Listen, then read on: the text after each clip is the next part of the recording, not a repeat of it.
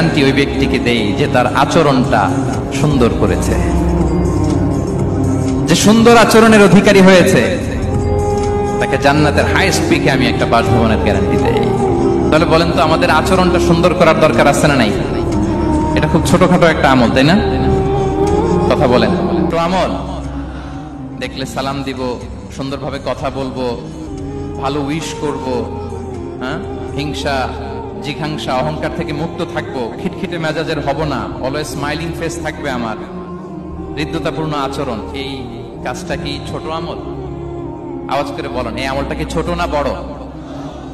প্রিয় ভাইরা, বিষ্ণু ইসলাম সবার সাথে এরকম মাধুর্যতাপূর্ণ আচরণ করতেন, ছোট থেকে বড়, নারী থেকে পুরুষ, বন্ধু থেকে শত্রু, সবার সাথে সুন্দর আচরণ করতেন।